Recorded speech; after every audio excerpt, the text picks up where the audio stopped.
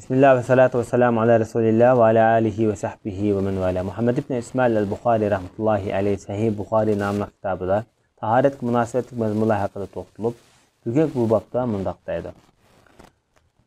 Taharet olgandan keyin taharetlik holatda o'tak kelgan bo'lsa, buning jarayoni qanday bo'ldi degan bo'lsa kerak.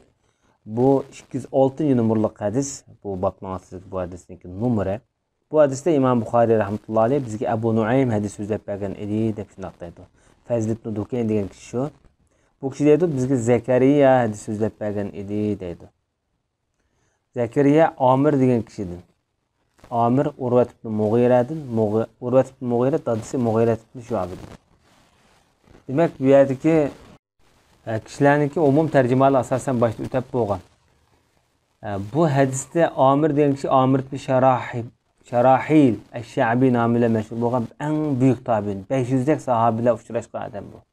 Zakariya'nın tercümalı başta ötken. Bu ravilarning tercümalı to'xtalmaymiz bunda. Muhim mesele Mughira ibn Shu'ba shundaqdaydi. Payg'ambar alayhisolatu vasallam bilan men bir safarda edim dedi. Yani Tabuk g'azotida billaydi-da bular. Payg'ambarimiz Tayrat olgan paytlarda shunda Rasulullohning o'tkini soldirib qo'yay deb shunda ingizsam payg'ambarimiz qo'y. Men adiga o'tkimni bu Tayrat eliblam kelgan. Deb bu ishni putuga masih qildi deb shundaqdaydi. Demak hamda bu hadisniki ro'ydan biz bildigan nuqta shu Tayratni ilib, dastlabki Tayratni ilib, Tayratlik holatda o'tak kelgan bo'lsa, keyingi qatim Tayrat olmoqchi bo'lsa, shu o'takka masih qilsa bo'ladi degan aniq bir yakun bor bu hadisda yakun bor. Lekin hamda bu hadisniki shu men bu ikki putunni Tayratlik holatda o'tak solg'andim degan mazmunda azroq Shafiy mazhab bilan Hanafi mazhab orasida ixtilof bor.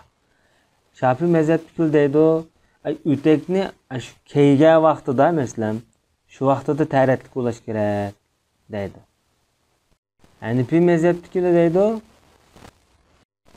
dastlabki Tayrat sunilgan paytida shu puti pokiz holatda kiyib qilgan bo'lsa bu o'tak masafasi bo'ladi deydi. Bu yerdagi ixtilof asosan nati juz'iy, nati bir kichik bir doirada. Muhimi shu dastlabda Tayrat sundirib, yana Tayrat olgan vaqtida o'takni Tayratlik holatga kelganlar bo'lsa, bu kifoya. Bu ixtilofning natijasi nima degan vaqtida, masalan, bir odam bir putini yuvib, buningga o'tkini kiyib, ikkinchi putini yuvib, ondan o'tak kelgan bo'lsa, demak Shafiy mazhabidagi nazarda bu komil tahorat ustida kelgan o'tak bo'lmaydi. Hanafi mazhabida durust bo'ladi. Ixtilofning natijasi shu. Chunki bu yerda shart qilayotgan narsa Shafiy mazhabida komil tahorat dedi. Ikkili putni tang yuvmay turib, bu komil tahorat hisoblanmaydi demakchi. Demak bu hadisniki ro'ydan chiqib turyapti. O'takka masih qilishninki sharti dastlabda shu o'takni kelgan vaqtida bir tahoratlik holatda kelgan bo'lsa, keyingi namozlarda bitahoratlik holatlarda masih qilsa bo'ldi degan bo'ldi. Bugungi darsimiz musharik bo'lgan. Sallallohu alayhi va Muhammad va ala alihi va sahbihi ajma'in.